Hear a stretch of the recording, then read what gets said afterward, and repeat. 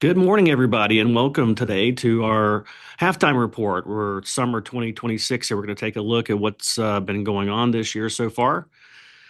Just a few formalities here. A CFP and also an attorney, but we're not having any legal advice, any legal services or tax or accounting or any personal information like that because, well, this is open to everyone. Some important disclosures here.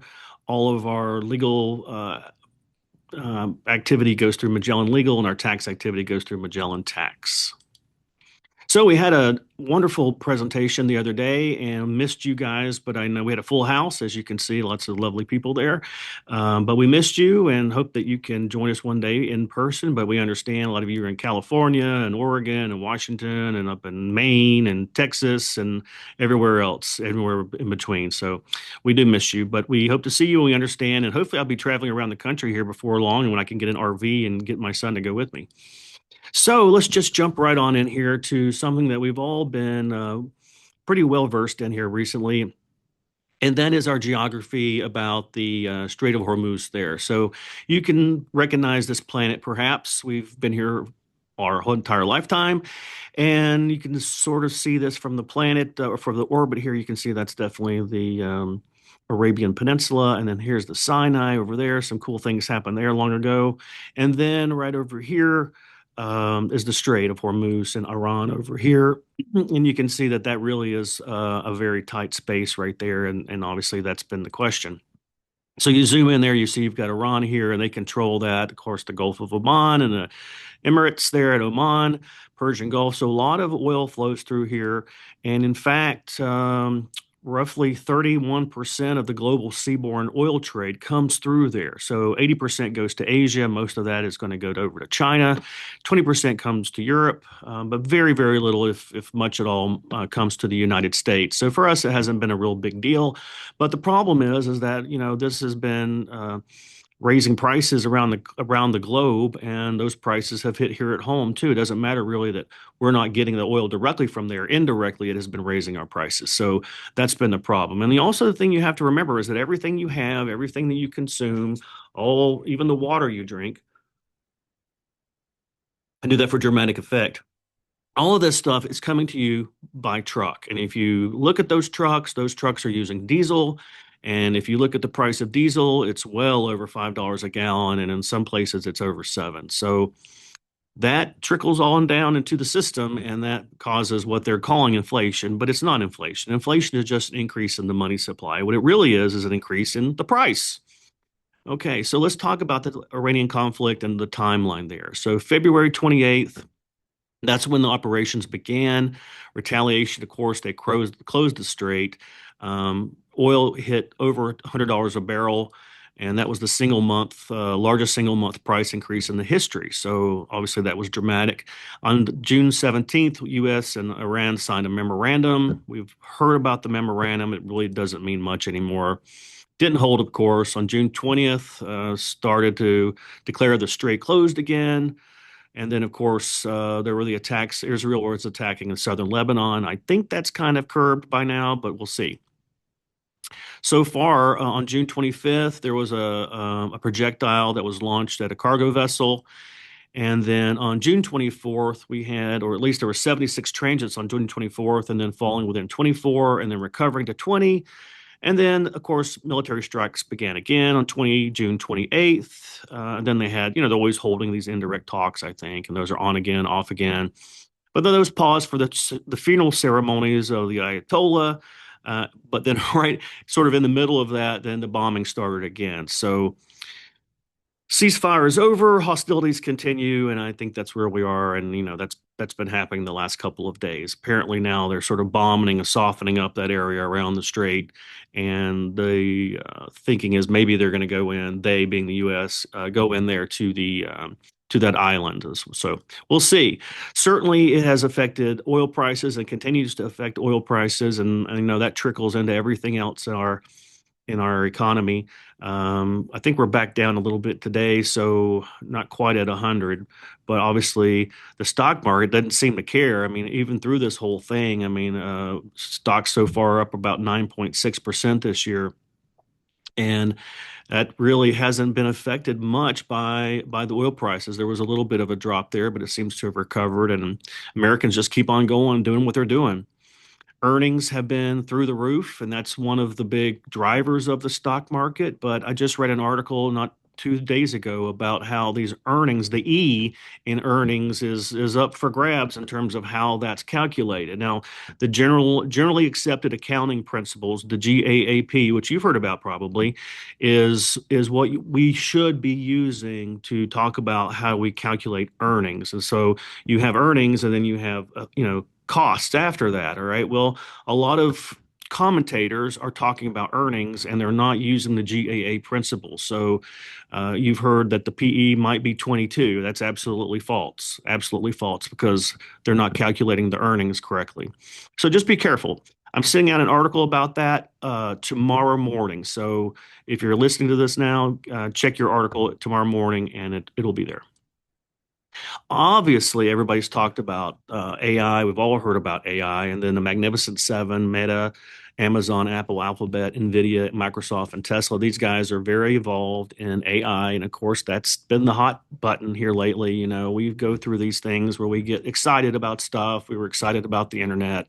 And then we had, crypto. Crypto was very exciting for a while. And then remember we had the non-fungible tokens. Does anybody even remember the non-fungible tokens anymore? Okay, well, that was a big thing for a while. People were paying hundreds of thousands of dollars to have, a non-fungible token of the Mona Lisa or whatever it may be, maybe millions. I don't know, it got crazy. So now we're on to AI, and that's been really exciting. And people are sending pictures of other people that has been, AI and changed the look on there. And that's funny and that's exciting and it's new. But, like everything else, it's eventually going to wane. And we may already start to see that. But the one thing about it is it's like the internet. AI is here to stay and it will become part of our society and it's here.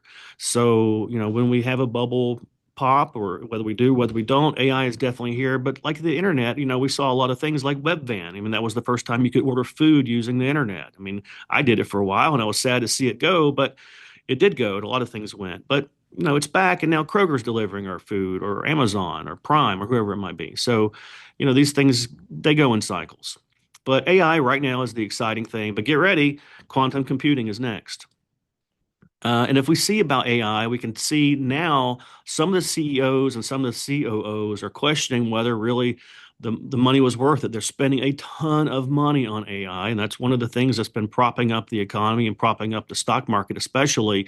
But now the question is that, is the spending really worth it? And that question is starting to be asked in boardrooms more and more around the country. And some questions, the spending on this, because you can hear about all the data centers and all the electricity that's being needed to drive those data centers. And New York just the other day has outlawed data centers in their state, at least for 100 days or whatever the period is, a year maybe, to see how that's going to play out. So this is unfolding as we speak.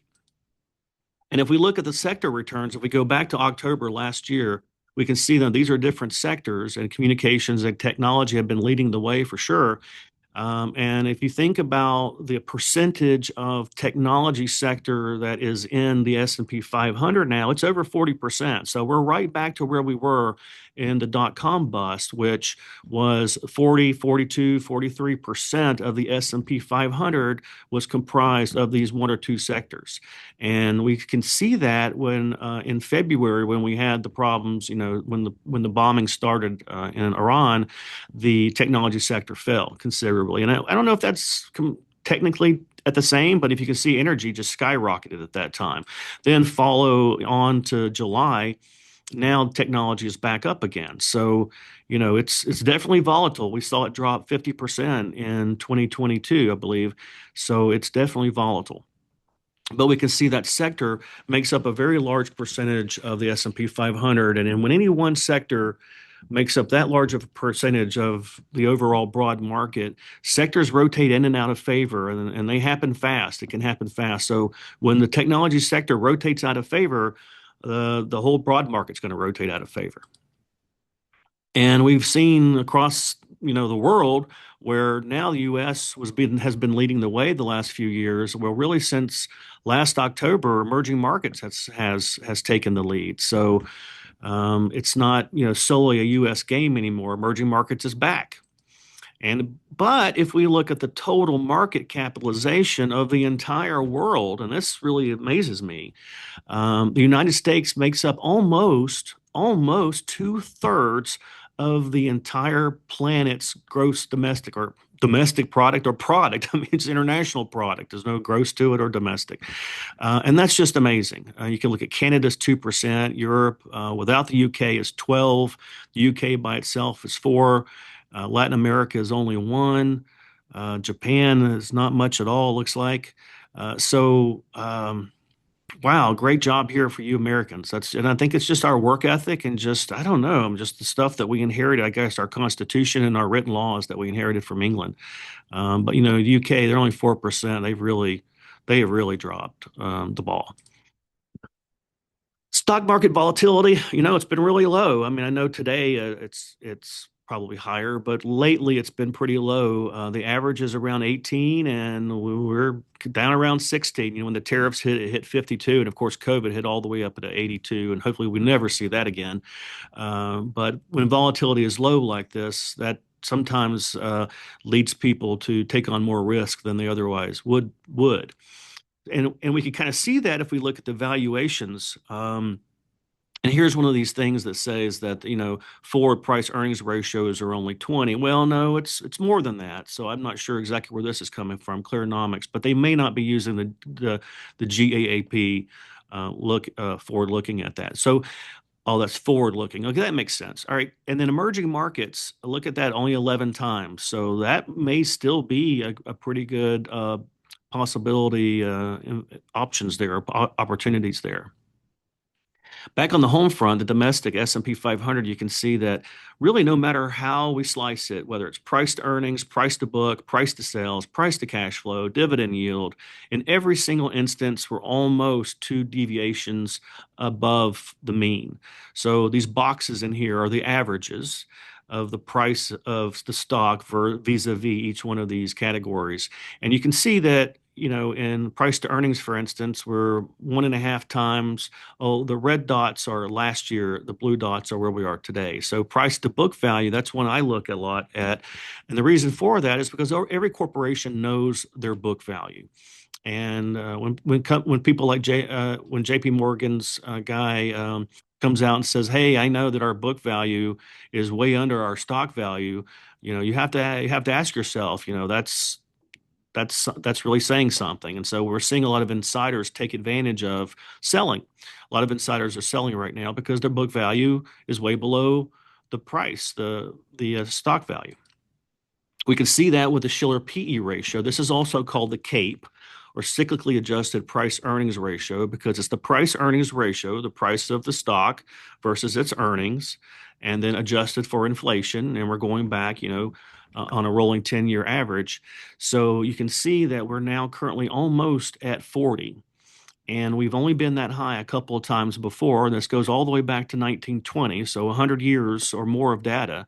And the time that was this high before was, guess when? The dot-com bust. The time that it was that high before that was all the way back to 1929, which you would remember as the Great Depression. So that's not to say that we're going into a Great Depression. It's not to say that we're necessarily going to have another dot-com bust. But you have to raise your eyebrows and say that, this is something that we need to look at and possibly be a little more cautious with. I think that's prudent. The other thing that sort of tells us that we're in a high risk environment is the spread between investment grade bonds and high yield bonds, and some people call them junk bonds. So investment grade bonds are the triple A's, the double A's, the triple B's and above. Those are pretty well, that's a very high quality rate. And so you're pretty guaranteed that you're going to get your money back. But then with the junk bonds, those are companies that are struggling necessarily with their credit and have to pay a higher yield or a higher return in order to entice people to give them their money. Okay, now normally the difference between the investment grade and the junk is 4%. So that it costs 4% more for these, poor quality companies to entice people to come, invest in their bonds instead of, say, IBM or Microsoft. Well, That enticement now is only 2.6%. It used to be 4, now it's only 2%, 2.6. So that tells us that people are willing to take on much more risk for just a little bit more interest. And that tells us that the market, the investors out there are risk on, which is sort of falls in line with everything else we see. We can look at some of the economic developments, and obviously the biggest one is our new Fed chairman, Kevin Warsh. So Kevin recently had his first meeting, and they just held rates steady. They're getting ready to have another meeting in a couple of weeks, maybe next week, and they're going to most likely hold rates steady. That's there's a 10% chance they may raise it, but most people are in agreement that it's going to hold steady. However, the meeting after that, the odds are trending that they may raise it a quarter of a point. So one thing that he said when he came in, obviously, is that he's going to fight inflation. And if you see that our core inflation and our CPI, which is really what they're looking at there, is 3.8. He said something the other day, really on July 1st, that I think caught a lot of people's attention. And he's vowed now to disappoint anyone who thinks that he's going to tolerate inflation above 2%. So what does that say in Fed speak? Well, that says, well, if inflation is above 2%, then we are going to raise rates. So it's 3.8. He's not going to tolerate it above 2. Do the math, do the logic. He's going to raise rates.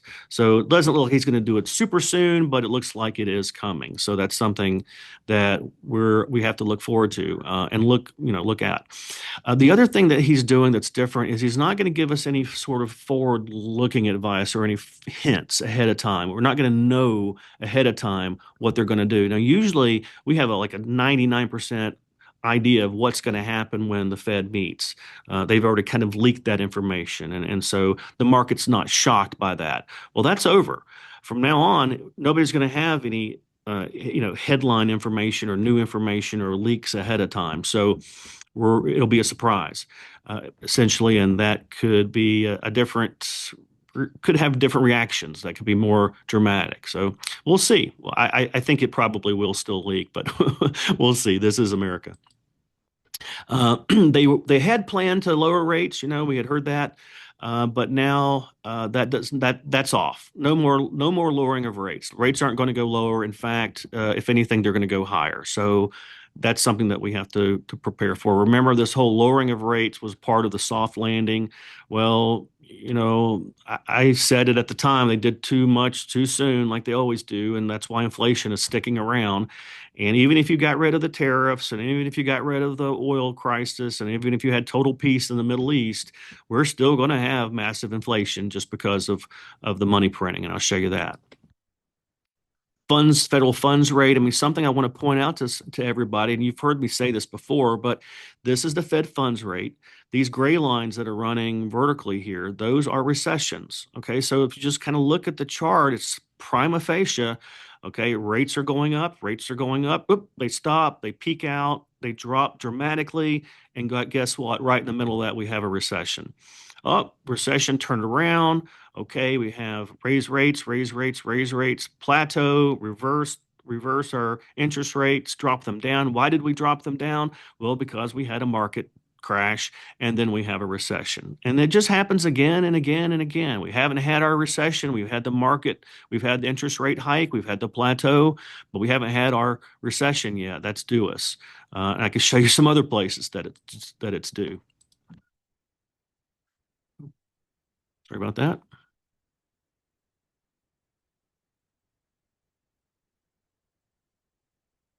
All right. So mortgage rates, you can see what has happened with mortgage rates. In March, they were right around 6%. Since then, just a few months later, 3 months later, we're now at 6.5%. So interest rates are creeping back up. And part of that's because bond prices are dropping. Bond prices drop, interest rates go up. And one of the reasons that's happening is because guess what? Our debt is out of control. We're almost to 40 trillion. 40 trillion with a T. I mean, it's just hard to even fathom that. And I got to tell you, there's no way we're going to pay this off. I mean, look how vertical this is going. There's our inflation right there when we had hit the COVID and they printed an extra $7 trillion. So this is our inflation. This is our debt. And it's not going to get better. And the days of the dollar, I'm afraid, are numbered. if we look at who holds our debt, I mean, it's mostly us. The gray amount down here, that's 7.6 trillion. That's government held. So that's U.S. government held, state governments, local governments, agencies, but Americans. And then this blue, all this large portion, that's U.S. held. So those, insurance companies, me and you, mom and pop, the banks, all the banks, and then the Treasury, or not the Treasury, the federal Fed. So we know that the Fed injected 7 trillion into the system right here during COVID, and there it is, right there. That's where inflation lives. Gold has responded to that. So when we print a whole bunch of money, the price of gold usually goes up. Now we know that's been very dramatic this year, and it's been very volatile. So it really peaked out in March, which is exactly kind of the time when most of us moved over from Cetera to Schwab. And so, we had a big peak right there. And then since then, it's dropped off a good bit. But we're probably, it peaked at about $5,200, which is incredible. We're right now about $4,000.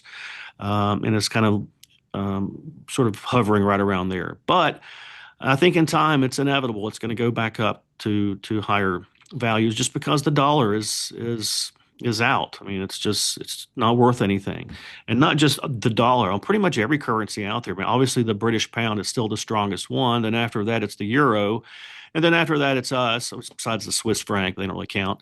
So yeah, that's the problem with silver and gold. Silver had the same thing. It peaked all the way up to like 120 and something and is down now right around 60. But we bought in at 18, so we're still up 300% or more. The money supply. I mean, again, this is where inflation lives. And I talk about inflation a lot because it's the killer of the middle class. And the middle class is what keeps this country together. But you can see, like, we went from here from, 16,000 billion, 16 trillion to 20 trillion, just boom, like that. And then 22 trillion, and now we're almost at 23 trillion. That's the money supply.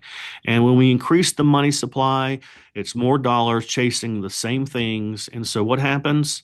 The value of our dollar falls, the value of the currency, the value of the purchasing power falls. And you can see it in the grocery store.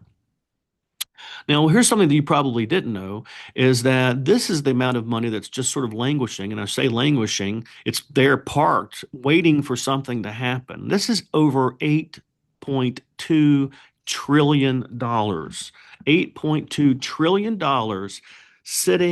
trillion with a T, sitting in money market. Okay. It's earning around 3%, maybe a little more, maybe a little less, depending on where you are.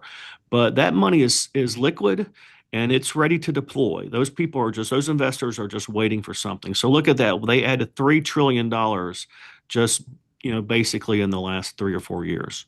So 8 trillion there. And then I asked AI, what would happen if all the money in T-bills it was added to that? So how much money is in T-bills? Okay, well, 6.7 trillion in T-bills. Now that's just like a money market. That's cash. So if we got 6.7 in T-bills, and we've got another what 8 or so in money market. That's $15 trillion in essential cash that's ready to deploy. So then I asked AI, well, what would happen if all the money that was parked in money market and all the money that was parked in treasury bills, T-bills, were suddenly spent or invested into the broader economy? Okay, well, what do you think you're going to have? You're going to have massive inflation, plunge borrowing costs, speculative bubble in stocks and in real estate if we're not there already. Spike in inflation. So we really don't want that to happen. But that money is there and it's ready to be deployed. And Warren Buffett's sitting on, billions and hundreds of billions of dollars to buy in.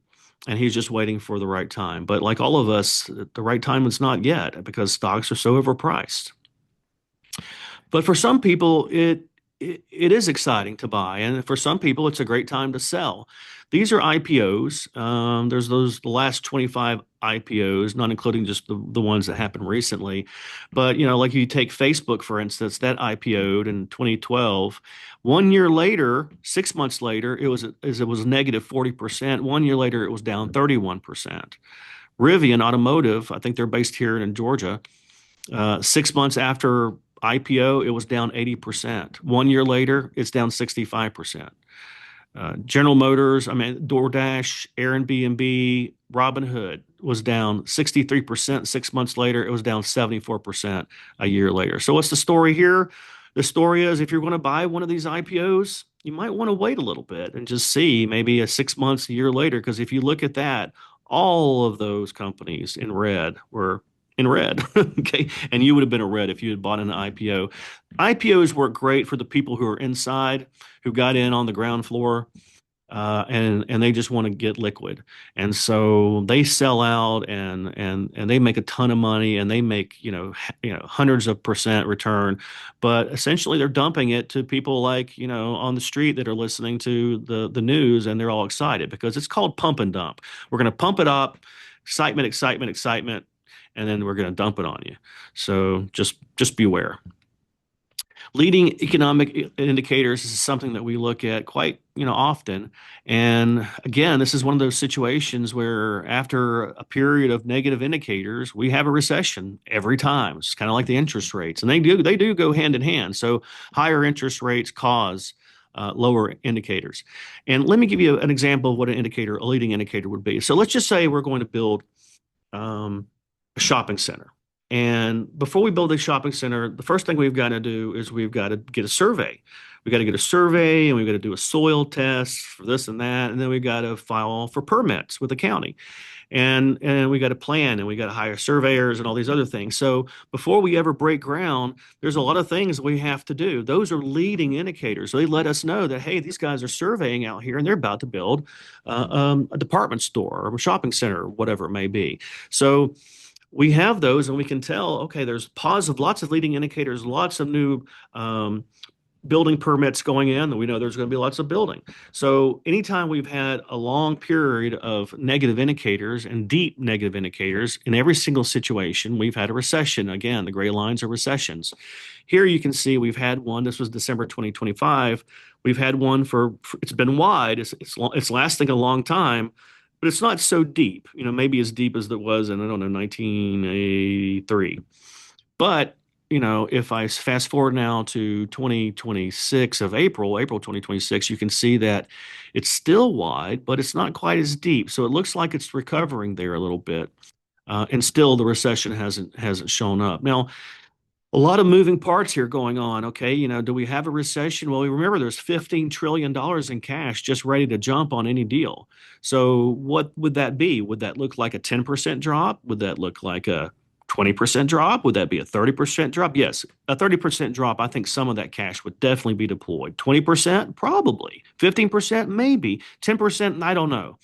And these are the things that are just unknown. I don't think even a quantum computer would know because it all has to do with human human emotions, really. I mean, believe it or not, emotions are still part of this, a big part. Personal savings rate, people just aren't saving. They were saving great during the pandemic. I guess they didn't have anything else to do, but now, our average is around 6%, and our saving rate now is under 2.6. So that's pitiful. And all we need is one emergency, and then 30%, 50% of everybody is just wiped out. So terrible. They don't teach us enough about economics and personal finance in high school. They really should start this in middle school, and kids should learn how to balance a checkbook and just learn about debt, learn about their credit scores, learn about, hey, credit cards will absolutely kill you, and to don't buy things if you can't afford them. I mean, but you see what's happening here. We've got these people in Washington that are absolutely not giving us that lesson. They're giving us the opposite lesson. So our kids are like, hey, charge it up, max out the credit card. We'll get bailed out. It's okay. No big deal. And it's just horrible. I get on my soapbox about that. I'll shut up for now. But I'm not the only one that sees this. I mean, the University of Michigan's been coming up with this consumer sentiment, I think, since the 50s. And in February, we had our lowest reading ever. Consumer expectations, consumer sentiment is around 56 in February. The average sentiment has been 84. I mean, people feel pretty good about their lives. I mean, inflation's here and there, and we have stock market crashes. You saw that the 1990s, 1980s, and then the 2008. But we've never had a reading this low. But now get this, that was at 56. Fast forward to May, now we're at 44. We're dropped to almost half of what the average is. So this obviously now is lower than ever. and it continually seems to go lower. And I can tell you absolutely, this is inflation, and it makes for very unhappy kids because guess what? You just can't afford as much as you used to.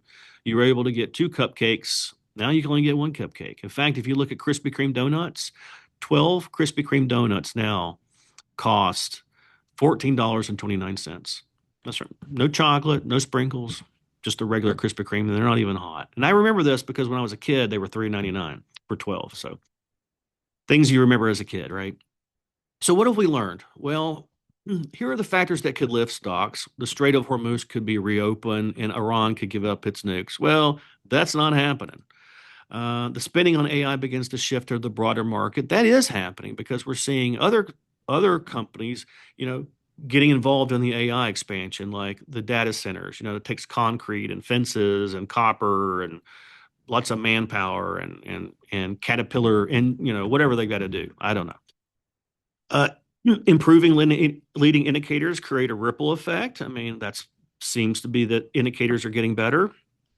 Some of that 15 trillion is in cash is deployed. Yeah, if only 5 trillion of that cash is deployed, I think that's got nowhere to go but into the stock market, the bond market, and loans and consumption. So that's definitely a positive factor there. I mean, something we need to look at. Factors that can trigger a recession or maybe lower stocks is, the war in Iran reigniting. Well, we know that's happened. Okay, this I did this presentation on last Tuesday, which is exact that morning the strait was open and we were at peace. That evening the strait was closed and we were at war. So I left that on there for dramatic effect. Okay, investors retreat from AI spending. That may be starting to happen as well. Consumer spending drops. I think that's almost a given, considering consumer spending or consumer sentiment is at an all-time low and dropping. Higher interest rates, well, those are coming, I'm pretty sure. They're not going any lower, and are definitely stopping. And we're every indication is that we're going to be going higher on the rates with our new Fed chairman. And then reduce government spending.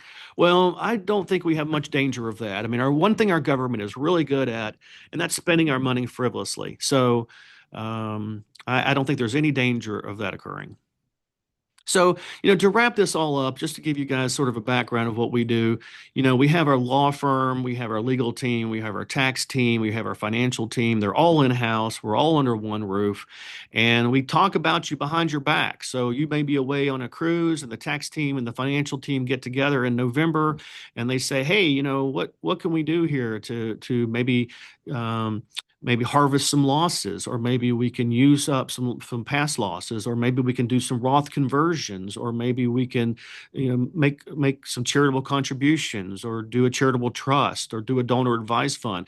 There's all these possibilities, but let me tell you something. If you don't do that by the end of December, you've missed your window. And if your tax team and your financial team aren't talking, and you don't have a legal team that's got that thing, your foundation in place, things are falling through the crack. They're falling through the cracks. I mean, it just happens. It's not anybody's fault. It's just you've got all these players and nobody's at the same table, and that's just human life. That's just humanity, right? That's just the way we are. So I want to see you soon. This is our group. We love everybody, and we can't wait to see you again. And I hope to see you personally and talk to you real soon. Thanks very much, everybody. Bye.